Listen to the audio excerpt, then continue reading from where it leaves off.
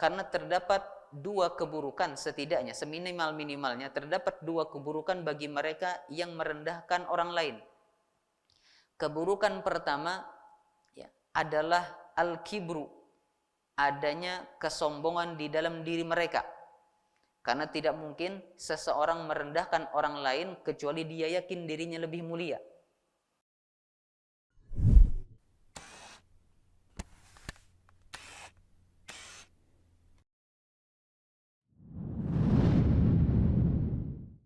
Illahu fala mudhillalah wa man yudlil fala hadiyalah.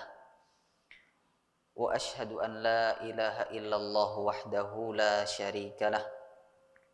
Wa ashhadu anna Muhammadan abduhu wa rasuluh. Qala Allah Ta'ala, ya ayyuhalladzina amanu taqullaha haqqa tuqatih wa la tamutunna illa wa antum muslimun.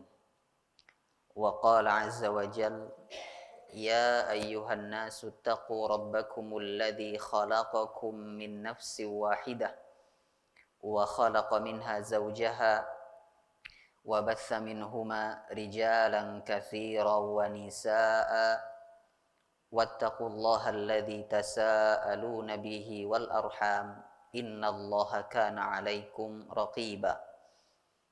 Wa qala azza wa jalla, ya ayyuhalladzina amanu taqullaha wa qulu qawlan sadida yuslih lakum a'malakum wa yaghfir lakum dhunubakum wa man yuti'illaha wa rasulahu faqad faza fawzan 'azima.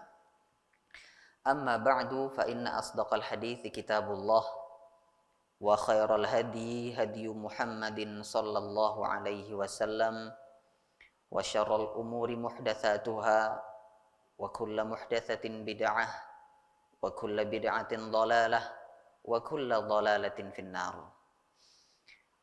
Kaum muslimin dan muslimat, para hadirin dan hadirat, jamaah keluarga Sabarataan rahimani wa rahimakumullah. Kita bersyukur kepada Allah Subhanahu wa taala yang pada kesempatan malam hari ini masih memberikan kepada kita hidayahnya sehingga kita dapat berkumpul di majelis ini untuk melaksanakan salah satu amal ibadah yang besar, yaitu menuntut ilmu, tadarus, mempelajari firman-firman Allah Subhanahu wa taala serta meneladani teladan dari Nabi sallallahu alaihi wasallam. Kemudian salawat dan salam kita haturkan kepada yang mulia Nabi kita Sayyidul Anbiya wal Mursalin, Nabi Muhammad sallallahu alaihi wasallam beserta keluarga beliau, istri-istri beliau, para sahabat beliau, dan siapapun di antara umatnya yang senantiasa mengikuti ajarannya hingga datangnya hari kiamat. Keluarga Sabarataan rahimani wa rahimakumullah, setelah kita memuji Allah dan berselawat kepada yang mulia, kepada Nabi kita, ulun ingin mewasiatkan diri ulun saurang dan juga seluruh jamaah yang hadir pada malam hari ini untuk senantiasa mengikhlaskan niat kita dalam setiap amal ibadah, tidak terkecuali amal ibadah yang sekarang kita berada di dalamnya, yakni menuntut ilmu. Karena menuntut ilmu adalah salah satu amalan yang pahalanya sangat besar, bahkan bisa mengantarkan seseorang ke dalam surga Allah Subhanahu wa taala. Maka alangkah sayangnya kalau amal ibadah yang besar ini ternyata kita gagal ikhlas di dalamnya, kita gagal mengharap ridho Allah Subhanahu wa taala di dalamnya. Begitu pula duduknya kita di majelis malam hari ini adalah bersama-sama untuk saling berwasiat kebaikan dan juga sama-sama kita menghilangkan kebodohan kita dari agama Allah Subhanahu wa taala. Keluarga Sabarataan rahimani wa rahimakumullah, seperti biasa ulun diamanahi mengganti Fadilatul Ustadz Mukhlis biridha hafizahullah. Sidin masih di kampung halaman Lamun ulun kampung halamannya di sini-sini aja. Nggih. Alhamdulillah. Mudah-mudahan pian sabarataan diberi kesehatan oleh Allah Subhanahu wa taala. Jamaah keluarga sabarataan rahimani wa rahimakumullah.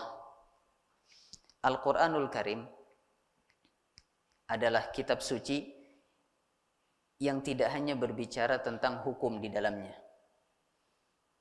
Kitab suci Al-Quranul Karim tidak melulu soal hukum halal dan haram.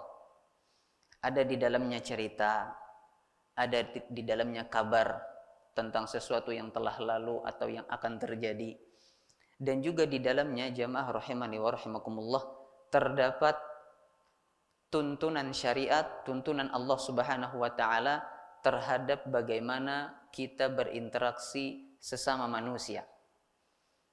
Entah kita sebagai seorang muslim kepada orang-orang ahlul kitab, ya, orang-orang yang berbeda keyakinan dengan kita, apalagi muamalah kita, interaksi kita, aktivitas sosial kita dengan sesama muslim lainnya. Ini diatur di dalam Al-Qur'anul Karim. Ya. Meskipun tidak semua aspek langsung disebutkan di dalam Al-Qur'an, tapi ada beberapa yang sangat penting dijelaskan oleh Allah Subhanahu wa taala. Kayak apa caranya supaya kita rahatan bermuamalah dengan muslim nang lainnya ini nyaman lawan kita. Karena memasukkan kesenangan di dalam hati seorang muslim termasuk hitungannya pahala di sisi Allah Subhanahu wa taala. Ini yang kita inginkan. Kita kada hendak lamun kita datang ke majelis orang bukahan. Kita kada hendak lamun kita kada ada di majelis orang memandir kita karena akhlak kita nang kada baik. Kita ingin bermajelis rami ada kita, pas kada ada kita orang kagenangan lawan kita karena kita nyaman di majelis. Nah, maka jamaah rahimani wa rahimakumullah, salah satu surat yang di dalamnya Allah Subhanahu wa taala membahas menuntun kita untuk bermuamalah nang baik kepada manusia, khususnya kepada sesama muslim, adalah surat Al-Hujurat, tepatnya ayat 10 sampai dengan ayat yang ke-13. Ayat 10 sampai dengan ayat 13. Melalui rangkaian ayat ini, Allah Subhanahu wa taala banyak sekali menyinggung tentang bagaimana kita bermuamalah dengan sesama muslim, keseharian kita bersama sesama muslim. Ya. Dan melalui ayat-ayat ini kita ingin belajar seperti apa sejatinya seorang muslim ketika bermuamalah dengan muslim yang lainnya. Untuk membantu kita memahami ayat-ayat Allah Subhanahu wa taala yang mulia ini, maka kita akan menggunakan penjelasan dari kitab Taisirul Karimir Rahman atau yang biasa dikenal dengan tafsir As-Sa'di rahimahullahu taala. Baik. Pada ayat yang ke-10, jamaah rahimani wa rahimakumullah, Allah Subhanahu wa taala berfirman, Innamal mu'minuna ikhwatum fa aslihu baina akhawaykum wattaqullaha la'allakum turhamun. Kata Allah Subhanahu wa taala, sesungguhnya tiada lain orang-orang yang beriman adalah saudara. Fa aslihu baina akhawaykum, maka perbaikilah persaudaraan kalian. Perbaikilah hubungan persaudaraan kalian. Wattaqullaha la'allakum turhamun, dan bertakwalah kalian kepada Allah agar kalian diberi rahmat olehnya. Di sini jamaah rahimani wa rahimakumullah, tegas, gamblang, jelas Allah Subhanahu wa taala katakan bahwasanya orang-orang yang beriman satu sama lain adalah saudara. Meskipun secara nasab tidak saudara, tetapi dasar keimanan menjadikan masing-masing orang yang beriman sebagai saudara. Ya, atau biasa dikenal dengan al-ukhuwah al-imaniyah. persaudaraan atas landasan keimanan. Karena sama-sama beriman kepada Allah Subhanahu wa taala, maka kita saudara. Lebih-lebih lagi kalau ternyata ada hubungan nasab, maka hubungan persaudaraan tersebut lebih kuat lagi. Secara nasab ada hubungan, secara landasan keimanan ada hubungan. Ya. Taib. Maka di sini Asy-Syaikh As-Sa'di rahimahullahu taala mengatakan tentang tafsir ayat 10 surat Al-Hujurat, kata beliau, hadza mutadhamminun linahyil mu'minin an yanbaghi an ayyabghiya ba'duhum ala ba'din. Kata beliau, melalui ayat yang mulia ini Allah Subhanahu wa taala sejatinya melarang secara tidak langsung, secara tersirat. Allah Subhanahu wa taala melarang masing-masing orang yang beriman untuk saling menyakiti. Ya, karena di mana-mana nangaran ding sanak, ya, pasti kita akan menjaga ding sanak kita. Kakak menjaga ading, ading menghormati kakak. Ini di mana-mana seperti ini. Apapun budayanya, apapun kulturnya, apapun sukunya, ya, pasti demikian. Secara tabiat yang namanya persaudaraan membuat kita saling jaga. Begitu pula persaudaraan yang dilandasi keimanan. Ya. Allah Subhanahu wa taala secara tidak langsung dengan menyatakan kita ini semuanya bersaudara atas landasan keimanan, Allah Subhanahu wa taala secara tidak langsung melarang permusuhan di antara kita. Ya. Kalau dilarang berarti ada konsekuensi dosa di sana. Ya. Maka ketika terjadi permusuhan, ya, apalagi alasan permusuhannya gara-gara hal duniawi. Ya, si A kada lagi marawa si B. Karena ada masalah duniawi, halus saja masalahnya. Ya, tersenggol kah? Salah pasang sandal kah? Ada marawa lagi. Apalagi masalah nanggana. Jika ini terjadi permusuhan darinya, ya, padahal perkaranya bisa diselesaikan dengan mudah, maka hati-hati. Kita telah melanggar pernyataan Allah Subhanahu wa taala yang menyatakan bahwasanya kita ini bersaudara, yang mana seharusnya persaudaraan ini membuat kita saling menghormati, saling menjaga satu sama lain. Makanya jamaah rahimani wa rahimakumullah, kalau kita mau mendalami ayat yang mulia ini, seharusnya seorang mukmin itu adalah orang yang kalem, orang nang tenang, kada panyarikan. Ya. Ini adalah sosok seorang mukmin kalau kita mau mendalami ayat yang mulia ini. Ya. Karena dia menganggap mukmin yang lain adalah saudaranya, maka dia berusaha memaklumi, berusaha memaafkan dan seterusnya. Ya. Ini apabila kita mau meneladani dan mendalami firman Allah Subhanahu wa taala itu tadi. Kemudian jamaah rahimani wa rahimakumullah, Asy-Syaikh As-Sa'di mengatakan selanjutnya tentang firman Allah yang berbunyi innamal mu'minuna ikhwatun. Sesungguhnya orang-orang yang beriman adalah bersaudara. Kata beliau, hadza 'aqdun aqadahu Allahu bainal mu'minin. Ini adalah suatu akad yang Allah ikat antara kaum mukminin. Jadi Allah lah yang ikat akad persaudaraan ini di antara kaum mukminin. Allah, ya, ay syakhsun kana fi masyriqil ard wa maghribiha. Kata beliau, tidak peduli dimanapun mukmin itu berada, mau dia di timur bumi atau di barat bumi, ya, selama di dalam dirinya terdapat keimanan kepada Allah Subhanahu wa taala, maka dia terikat tali persaudaraan. Ya.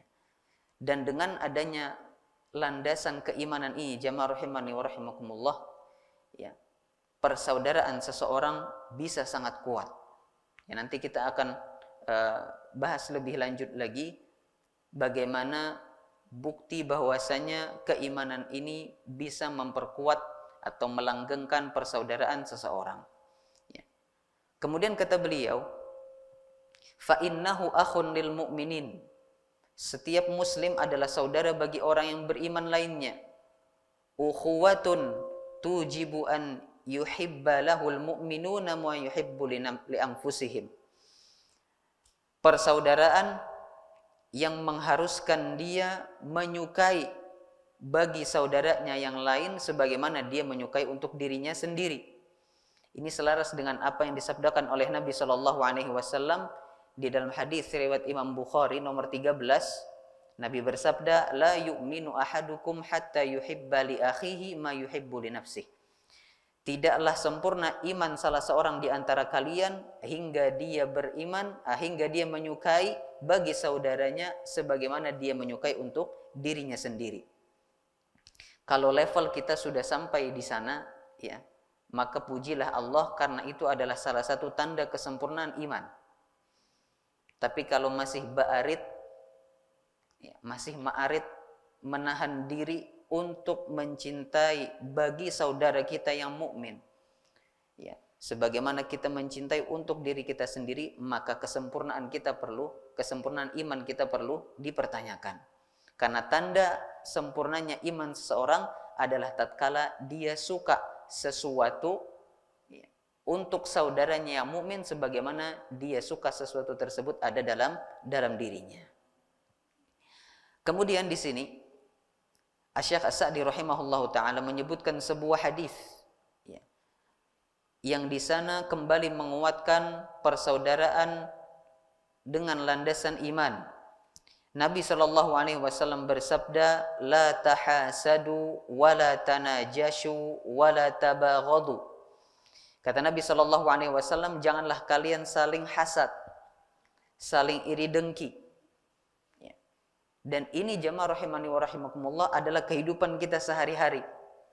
Ya. Hari ini kita yang punya, besok saudara kita yang punya. Terus seperti itu. Maka rentan sekali hal-hal seperti ini membuat adanya hasad, adanya iri dan dengki. Nabi SAW jauh sebelum kita ada sudah mengingatkan hal ini. La tahasadu. Janganlah kalian saling hasad. Janganlah kalian saling iri dengki, ya, karena memang seperti itulah kehidupan kita bersama saudara kita. Kalau kita senang saudara kita mendapat kenikmatan, ya, seharusnya saudara yang berdasarkan keimanan pun kita juga akan senang ketika dia mendapat kenikmatan. Kemudian kata Nabi, wala tanajashu, dan janganlah kalian melakukan najash. An-najash ini jamaah rahimani wa rahimakumullah, adalah suatu aktivitas manipulasi, ya, ma'akal. Seorang penjual, ya, menjual barangnya. Kemudian ada si A dan si B. Si B datang ke toko si penjual tadi. Awalnya kada hendak menukari barang apa-apa, datang melihat aja. Lalu si A, ya, membuat penawaran harga, ya, memaniskan barang dagangan si penjual ini, padahal dia tidak ada niat untuk beli. Yang dia inginkan adalah supaya si B ini terpaksa mengeluarkan uangnya bahkan dengan jumlah yang lebih besar. Ya. Lamun aku nangka ini 1 juta gen kutukari. Padahal orang ini tidak ada niatan untuk membeli. Entah si A bersekongkol dengan penjual atau kada. Intinya hendak maulah si B ini mengeluarkan uang gara-gara tertarik dengan rayuan si A. Padahal si penjual tadi beranaian aja. Tapi ada si A ini membuat suasana seakan-akan si B ini merasa lamun kada tatukari wah ini bisa kada lagi barang nangka ini dengan harga saitu. Ini namanya najash. Nabi SAW melarang jual beli dengan metode seperti ini. Ya, ini biasanya rentan terjadi dalam jual beli lelang. Ya, ada yang umpat menawar jual meninggi harga padahal ada nak nukar. Ya, ini rentan terjadi. Ini namanya najash. Nabi SAW melarang demikian. Kenapa najash beliau sebutkan dalam hadis yang mulia ini? Karena banyak di antara para sahabat yang merupakan pedagang. Kita tahu Abdurrahman bin Auf ini pedagang, Utsman bin Affan pedagang. Bahkan Nabi SAW pun ya, sempat menjadi seorang pedagang. Maka hal-hal seperti ini rentan terjadi. Ini bukti bahwasanya Nabi ini paham lawan kondisi para sahabat. Kada sekadar kenal nama, tapi sidin paham kondisi keseharian mereka. Sahabat A ini berusaha apa, di mana, ya, sahabat B usahanya apa, kayak apa. Nabi SAW menguasai hal tersebut. Kemudian kata Nabi SAW, wala tabaghadu, dan janganlah kalian saling membenci. Ya, janganlah kalian saling membenci. Ini juga rentan terjadi dalam keseharian kita. Kemudian wala yabi ahadukum ala bai'i ba'din. Kemudian kata Nabi SAW, dan janganlah kalian menjual di atas jual beli saudara kalian yang lainnya. Ya. Seseorang sudah deal menjual barangnya kepada si A. Ya. Datang si B, bajual barang nang sama, harganya lebih murah. Lalu si B menawarkan si A, jangan nukari barangku aja. Baik pada ampun nang itu, tak murah pulang. Padahal sudah deal. Perbuatan seperti ini dilarang oleh Nabi SAW. Lain namun masih belum deal. Masih dalam proses tawar-menawar, kemudian datang penjual lain datang, ini masih kada ada masalah. Tapi kalau sudah deal, lalu ada orang lain datang menawarkan barang, supaya transaksi yang ini batal jadinya, ya, maka ini dilarang oleh Nabi SAW. Semua hal ini, saling hasad, perbuatan najas dalam jual beli, saling membenci, menjual di atas jualan saudaranya, semua ini jamaah rahimani wa rahimakumullah mengundang permusuhan. Sabarataan mengundang permusuhan. Ya, makanya oleh Nabi SAW dilarang. Ya. Kemudian beliau katakan selanjutnya, wa kunu ibadallahi ikhwana, dan jadilah kalian semua sebagai hamba Allah yang bersaudara. Al mu'minu akhul mu'min. Seorang yang beriman adalah saudara bagi yang beriman lainnya. Ini berulang kali beliau ulangi. La yazlimuhu, tidak semestinya dia menzaliminya. Wa la yakhzuluhu, tidak semestinya dia menelantarkannya. Yakhzuluhu, ya, keluarga sabaratan rahimani wa rahimakumullah, artinya adalah meninggalkan pertolongan bagi saudaranya. Saudaranya kesusahan, tahu saudaranya kesusahan, dia tinggal. Nah, ini namanya yakhzuluhu. Ya. Wala yahqiruhu. Kemudian kata Nabi SAW, dan janganlah atau tidak semestinya seorang saudara merendahkan saudaranya yang lain. Ini adalah hadis yang dibawakan oleh Syekh Sa'di rahimahullahu taala tatkala menafsirkan surat Al-Hujurat ayat yang ke-10.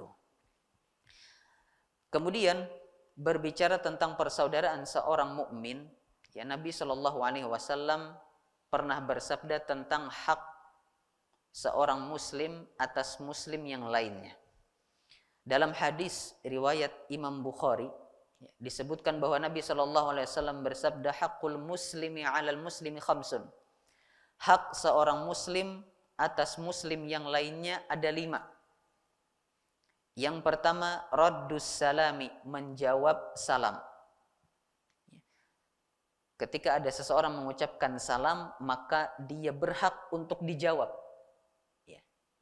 Artinya kita yang diucapkan salam kepadanya, kepada kita, punya kewajiban menjawab salam tersebut. Kemudian kata Nabi SAW, hak yang kedua, wa'iyadatul marid, menjenguk orang yang sakit. Ya. Ini keluarga sabaratan jamaah rahimani wa rahimakumullah, ya, adalah salah satu budaya yang sangat baik untuk kita lestarikan, mengunjungi, menjenguk orang yang sakit. Kita tidak ingin orang yang sakit ini merasa kesepian, merasa kada ada orang di sisinya. Dengan kita menjenguk orang yang sakit, tentu saja dengan batas yang wajar. Si fulan garing, semasjidan menjenguk langsung, kasihan pulangnya. Ya. Tentu ada batas wajarnya. Makanya rumah sakit terkadang membatasi jumlah pembesuk. 2 orang aja kah, 3 orang aja kah? Ya, karena kada seberatan orang nang garing itu dijinguk sekampungan ke-7. Nggih. Kadang hanya perlu 1 orang aja. Apalagi sudah menjinguk, ya, nang membesuk, nang menjinguk, pulang nang makan makanannya, ini liwar lagi.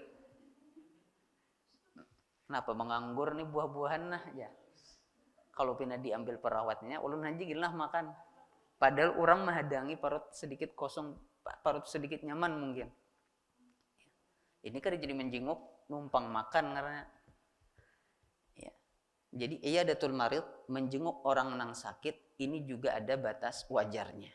Ya. Dan Nabi SAW pernah melakukan ini tatkala pelayan beliau, yang mana pelayan beliau ini dulunya adalah seorang Yahudi, pemuda, masih muda, beliau jenguk.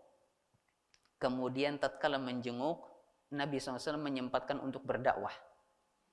Ya. Tapi ini pun melihat situasi dan kondisi. Nabi paham kondisi saat itu mungkin untuk disisipkan dakwah, beliau berdakwah. Ya. Kalau nyakada mungkin, nyakada usah dipaksa. Ya, sehingga dakwah beliau ini menghasilkan buah yang sangat manis, di mana ayah dari si pemuda Yahudi yang sakit ini justru mengatakan, ati' Abul Qasim, taatilah Abul Qasim, taatilah Nabi SAW. Jadi abahnya menyuruh anaknya yang Yahudi supaya masuk Islam, melihat dakwah Nabi yang mulia SAW. Taib. Hak yang ketiga kata Nabi SAW, wattiba'ul janaiz, mengiringi jenazah. Ya, mengiringi jenazah. Afdal lagi kalau kita mengikuti seluruh rangkaian mengurus mayit. Ini lebih afdal lagi. Tapi kalaupun kada kawa benar, setidak-tidaknya ittiba'ul janaiz, mengiringi hingga mayat tersebut dimakamkan atau dikuburkan. Kemudian yang keempat, wa ijabatud da'wah, memenuhi undangan. Diundang makan, diundang basaruan, lamun kadada kendala kita datang. Karena itu adalah hak, ya, yang dimiliki oleh si pengundang. Ya, jangan sampai, ya, mohon maaf, kita kadada kendala apa-apa, ya, tapi kada datang. Ya. Karena ini berpotensi menyakiti hati orang yang mengundang. Ya, dikira ada apakah, ya, dikira ada tersinggung apa sehingga kada datang. Jaka mahabari tapatut sedikit. Ini kadang kada ada bahabar. Yang unik lagi, diundang 2 undangan, A sama B, A hadir, B kada hadir. Kemudian si B tahu, ya, pasti menyakitkan hati si B. Ya, nah maka ini menjawab atau memenuhi undangan termasuk hak bagi muslim atau mukmin yang lainnya. Kemudian hak yang kelima adalah watashmitul atis, menjawab orang yang bersin tatkala ia mengucapkan alhamdulillah. Ya, ini adalah bukti jamaah rahimani wa rahimakumullah bahwa Islam itu sangat mendukung persaudaraan. Bahkan persaudaraan tersebut, ya, meskipun tidak satu nasab, tapi keimanan mendorong mereka untuk saling kuat. Jamaah rahimani wa rahimakumullah, itu adalah sedikit tafsir dari ayat yang ke-10 surat Al-Hujurat. Selanjutnya Allah Subhanahu wa taala berfirman, ayat yang ke-11, ya ayyuhalladzina amanu la yaskhar qaumun min qaumin asa ayyakunu khairan minhum wala nisa'um min nisa'in asa ayyakunna khairan minhun wala talmizu anfusakum wala tanabazu bil alqab bi'sal ismul fusuqu ba'dal iman wa man lam yatub fa ulaika humudz zalimun. Kata Allah Subhanahu wa taala, hai orang-orang yang beriman, janganlah kalian atau janganlah suatu kaum merendahkan kaum lainnya, menghinakan kaum yang lainnya. Karena bisa saja kaum yang direndahkan, yang dihinakan justru lebih baik daripada mereka yang menghina. Begitu pula para perempuan, janganlah mereka merendahkan perempuan yang lain, karena bisa saja perempuan yang direndahkan justru lebih mulia daripada mereka yang merendahkan. Wala talmizu anfusakum, dan janganlah kalian saling mengolok-olok melalui perkataan. Wala tanabazu bil alqab, dan janganlah kalian bermain-main dengan gelar.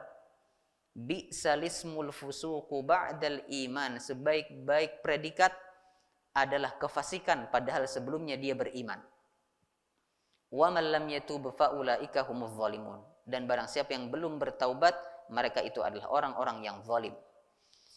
Berkata Syekh Sa'di rahimahullahu taala menafsirkan ayat yang mulia ini, wa hadza aidan min huquqil mu'minina ba'dihim 'ala ba'din. Ayat ini juga termasuk hak-hak seorang mukmin satu sama lain. Hak seorang mukmin adalah dia tidak direndahkan. Hak seorang mukmin adalah dia tidak dipermainkan gelarnya, tidak dipermainkan namanya. Hak seorang mukmin adalah mendapatkan kenyamanan saat berinteraksi dengan mukmin yang lainnya. Kemudian kata beliau, an la yaskhar qaumun min qaumin, hendaknya seorang atau sebuah kaum tidak merendahkan kaum yang lainnya. Bi kulli kalamin wa qaulin wa fi'lin dalin ala tahqiril akhil muslim. Baik dengan perkataan ataupun perbuatan yang merendahkan seorang muslim yang lainnya. Fa inna dzalika haramun la yajuz. Di sini beliau tegas katakan sesungguhnya perbuatan tersebut haram, tidak diperbolehkan. Merendahkan seorang muslim. Mengapa demikian? Karena terdapat dua keburukan setidaknya, seminimal-minimalnya terdapat dua keburukan bagi mereka yang merendahkan orang lain. Keburukan pertama adalah al-kibru, adanya kesombongan di dalam diri mereka. Karena tidak mungkin seseorang merendahkan orang lain kecuali dia yakin dirinya lebih mulia. Sadar atau tidak sadar. Ya. Terkadang seseorang tidak sadar merasa dirinya lebih mulia. Ya. Meskipun ada juga yang sadar bahkan mengaku dirinya lebih mulia. Nah, perasaan seperti ini adalah perasaan al-kibr, kesombongan. Dan kiber seperti inilah jamaah rahimani wa rahimakumullah yang mengancam keselamatan kita di akhirat. Ya. Kata Nabi SAW, tidak akan masuk surga seseorang yang di dalam dirinya masih terdapat kesombongan meskipun sebesar biji sawi. Ya. Sekecil itu kesombongan ada dalam dirinya, maka orang tersebut berpotensi masuk ke dalam neraka. Lalu dijelaskan oleh Nabi SAW bahwasanya kesombongan yang dimaksud adalah batarul haqqi wa ghamtun nas, menolak kebenaran dan merendahkan manusia. Perbuatan merendahkan manusia tiada lain adalah perbuatan kesombongan, dan perbuatan ini pula lah yang dulu membuat iblis laknatullahi alaih Allah keluarkan dari rahmatnya, Allah keluarkan dari surga. Iblis merasa dirinya lebih mulia dari Adam alaihi salam. Kata iblis, ya Allah, buat apa saya sujud kepada Adam padahal saya lebih mulia penciptaannya? Engkau ciptakan saya dari api sedangkan engkau ciptakan Adam dari tanah. Ini kesombongan atau bahkan ini maksiat pertama yang dilakukan oleh makhluk kepada Allah Subhanahu wa taala, kesombongan. Taib. Kemudian keburukan yang kedua, tatkala seseorang merendahkan orang lain. Kalau tadi kita katakan bahwa idkhal as-surur fi qalbil mu'min, memasukkan kegembiraan dalam hati seorang mukmin adalah pahala. Maka memasukkan hinaan, memasukkan ketidaknyamanan pada hati seorang mukmin adalah dosa. Dua keburukan berkumpul dalam satu perbuatan. Itulah mengapa Allah Subhanahu wa taala melarang kita untuk merendahkan kaum yang lainnya. Allah melarang personal, satu versus satu dilarang. Satu melawan banyak dilarang juga. Banyak lawan banyak dilarang juga, apalagi banyak melawan satu. Sekampungan merendahkan seikung. Ini lebih tercela lagi. Begitu pula di sini Allah Subhanahu wa taala ingatkan kaum wanita untuk tidak melakukan hal tersebut. Intinya semua orang ya oleh Allah Subhanahu wa taala dilarang untuk melakukan penghinaan terhadap orang lain karena tidak ada yang suka dihina. Tidak ada yang suka dihina. Taib. Nabi Shallallahu alaihi wasallam ya disebutkan oleh Asy-Sa'di di sini bersabda mengenai hal ini yang merendahkan seorang mukmin. Kata Nabi, bihasabi imri'in minasyarr an yahqira akhahul muslim. Sudah cukup dikatakan keburukan tatkala seseorang mencela atau merendahkan saudaranya yang muslim. Ya, cukup seseorang itu dilabeli punya keburukan saat dia merendahkan saudaranya yang lain. Taib. Kemudian masih di ayat yang sama, Allah Subhanahu wa taala mengatakan wala talmizu anfusakum. Kata Syekh As-Sa'di, ay la ya'ib ba'dukum ala ba'din. Jangan sampai masing-masing di antara kalian orang beriman terhadap orang beriman yang lain saling membuka aib. Ya, saling membuka aib, aib apapun. Kita dilarang untuk membuka aib seorang mukmin. Sebagai balasannya, tatkala ada yang menutup aib saudaranya, Allah Subhanahu wa taala akan menutup aibnya di hari kiamat. Ya. Karena jemaah rahimani wa rahimakumullah, perbuatan kita ya waliyadzubillah membongkar aib saudara kita yang lain. Ya. Ini balasannya sangatlah berat di hari kiamat. Tatkala seseorang membongkar aib saudaranya di hadapan umum sehingga tersebarlah aib saudaranya ini, ya, hanya orang yang hadir di sanalah yang tahu aibnya. Tapi balasan bagi perbuatan ini di akhirat kelak, Allah Subhanahu wa taala akan bongkar aibnya di hadapan seluruh umat manusia.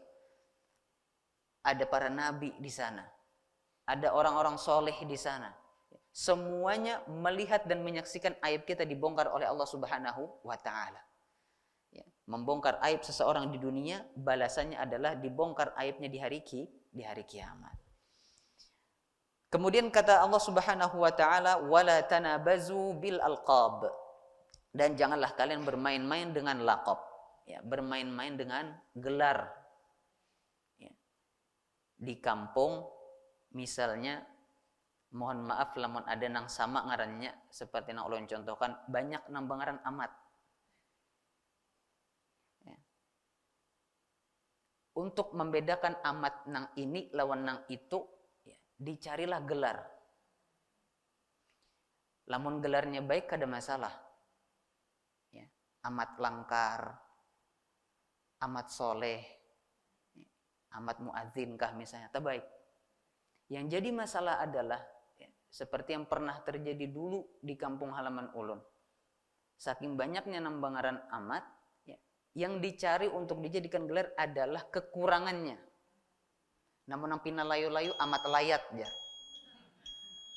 Namun gonal awak Amat Gajah. Tak ada denang baiknya. Ya. Itulah mengapa, ya ini sedikit ulun cerita, kenapa ulun dingarani Baginda Hasan Fahriansyah. Karena awal mulanya ngaran ulun tu Muhammad Fahriansyah. Kai kada hendak ulun dikiau Amat. Kalau pina gelarannya nang aneh-aneh ujar residen. Diubahlah karena proses diskusi namanya terjadi maghrib, rumah kai di Parak Langgar, pas ada orang kajian selawat dan salam kepada yang mulia Baginda Nabi Muhammad SAW. Disitulah ide penamaan tersebut. Karena waktu itu jamaah rahimani wa rahimakumullah, sabarataan nang bangaran Amat pasti gelarnya kada baik. Ya. Padahal nama mereka yang bernama Amat ini namanya bagus, Ahmad, Muhammad, Rahmat, ya. Tapi begitulah ya, tatkala kita tidak mendalami firman Allah Subhanahu wa taala, bahkan tidak tahu ada larangan tersebut, ya maka hal tersebut menjadi sebuah kebiasaan. Kaum muslimin dan muslimat, keluarga sabarataan rahimani wa rahimakumullah. Itulah dia tadi beberapa petunjuk syariat tentang bagaimana kita bersikap terhadap mukmin yang lainnya. Di ayat yang ke-11 Allah Subhanahu wa taala melarang kita untuk merendahkan orang lain. Allah Subhanahu wa taala juga melarang kita untuk mencela, membongkar aib saudara kita. Dan Allah Subhanahu wa taala juga melarang kita untuk bermain-main dengan nama ataupun gelar seseorang. Ya, begitu pula tadi dengan nama, ya, tatkala kita tahu seseorang diberi nama dengan nama yang baik, maka panggillah nama tersebut secara lengkap. Ya. Diberi nama Muhammad, panggillah dia Muhammad. Diberi nama Ahmad, panggillah dia Ahmad. Ya. Karena ini adalah nama orang yang paling mulia, Nabi Shallallahu Alaihi Wasallam. Ya. Taib. Ini adalah ayat yang ke-11 dari surat Al-Hujurat. Kemudian keluarga sabarataan rahimani wa rahimakumullah, ayat yang ke-12 Allah Subhanahu wa taala berfirman, Ya ayyuhalladzina amanu jtanibu katsiran minadh-dhann inna ba'dadh-dhanni itsmun wa la tajassasu wa la yaghtab ba'dukum ba'dha ayuhibbu ahadukum ay ya'kula lahma akhihi maitan fakarihtumuh wattaqullaha innallaha tawwabur rahim. Kata Allah Subhanahu wa taala, hai orang-orang yang beriman, jauhilah oleh kalian prasangka. Banyak-banyak berprasangka. Sesungguhnya sebagian prasangka adalah perbuatan dosa. Dan janganlah kalian saling memata-matai. Dan janganlah kalian saling menghibah satu sama lain.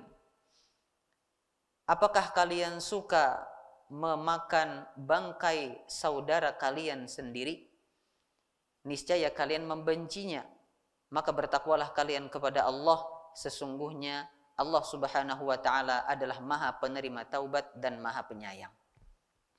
Melalui ayat yang mulia ini Allah Subhanahu wa taala kembali menuntun kita untuk berakhlak mulia, berakhlak yang baik khususnya terhadap mukmin yang lainnya. Allah Subhanahu wa taala mengatakan, ijtanibu katsiran minadh-dhann, jauhilah oleh kalian berprasangka. Dikatakan oleh Syekh As-Sa'di rahimahullahu taala, naha ta'ala an katsirin minadh-dhanni sau'i bil mu'minin. Melalui ayat ini Allah Subhanahu wa taala melarang kita untuk banyak berprasangka buruk terhadap orang-orang yang beriman. Ya, su'udzon. Bedanya su'udzon dengan waspada adalah su'udzon ini tidak didasari dengan bukti. Ini su'udzon. Kada tahu apa-apa, ya, tapi berprasangka nang macam-macam. Ini su'udzon. Tapi kalau ada bukti, ya, ada indikatornya, ada bukti yang membuat kita bisa berprasangka seperti itu, maka ini adalah kewaspadaan. Ya, jadi beda. Yang dilarang adalah su'udzon, berburuk sangka, berprasangka buruk kepada seorang mukmin. Kalau prasangka buruk saja kepada seorang mukmin dilarang, apalagi prasangka buruk kepada Allah Subhanahu wa taala. Ya. Itulah kenapa seorang mukmin oleh Nabi Shallallahu alaihi wasallam dianjurkan atau bahkan diperintahkan untuk selalu optimis. Ya. Bahasa orang zaman sekarang positive thinking, ya.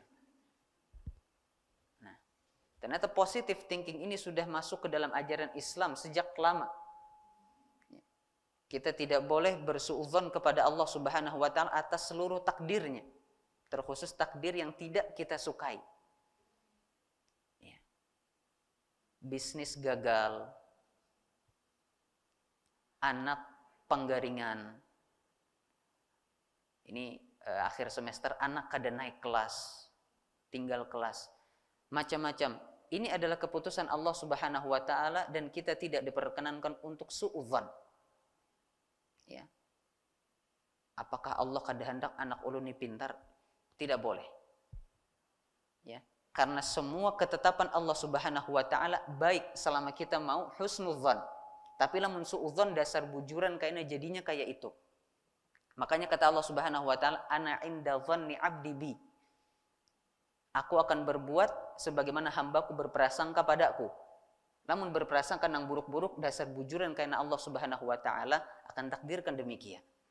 Ya, maka kita di sini harus bisa menjaga prasangka kita kepada Allah Subhanahu wa taala. Kembali kepada ayat yang mulia ini, kita juga harus menjaga prasangka baik kita terhadap seorang mukmin, apalagi mukmin tersebut adalah orang yang terkenal taat, soleh, Itulah mengapa seorang wanita yang terkenal menjaga dirinya, solihah, ya, mutiah, taat kepada Allah Subhanahu wa taala, tatkala ada yang menuduhnya berzina, kemudian tidak terbukti, perbuatan tersebut termasuk dosa besar, ada hukum hadnya, dicambuk. Ini menandakan bahwasanya su'udzon adalah perbuatan yang sangat tercela. Mengapa demikian? Lihat potongan ayat selanjutnya, Allah Subhanahu wa taala katakan wala tajassasu. Janganlah kalian saling memata-matai. Mata-mata timbul dari su'udzon. Lamun sudah su'udzon, ya, setan akan hembuskan angin selanjutnya untuk memata-matai. Ya. Ngaran memata-matai ini kita punya batasan. Kada semua kehidupan orang yang ada di sekitar kita bisa kita mata-matai, terbatas. Ya.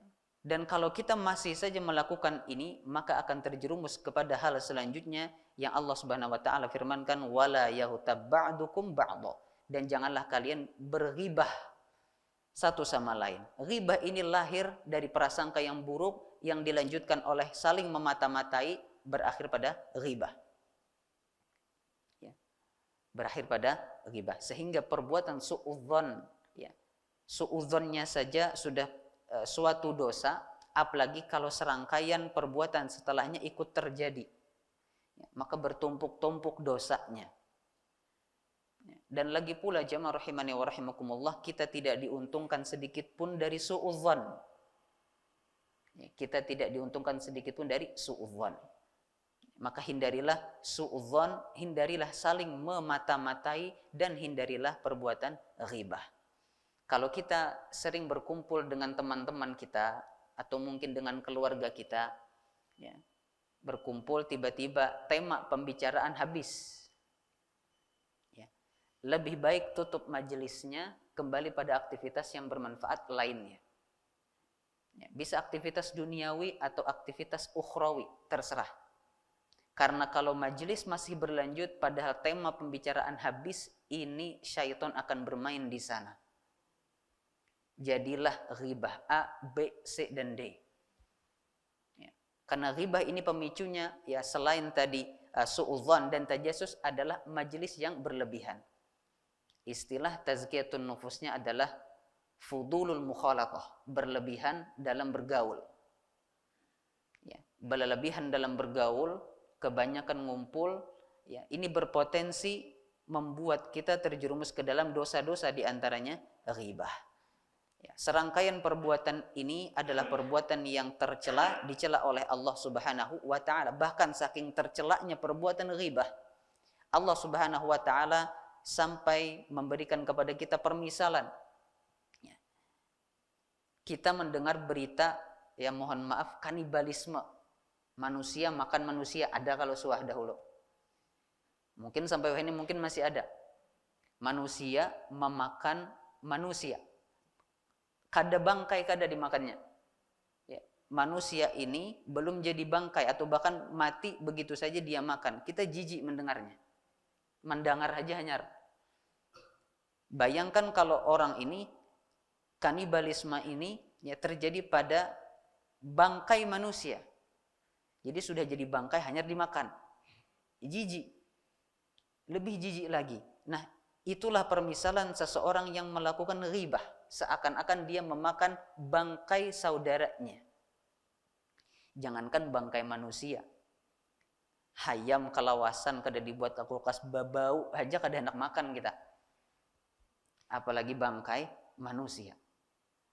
Perbuatan ghibah dipermisalkan seperti itu oleh Allah Subhanahu wa taala, sangat menjijikkan.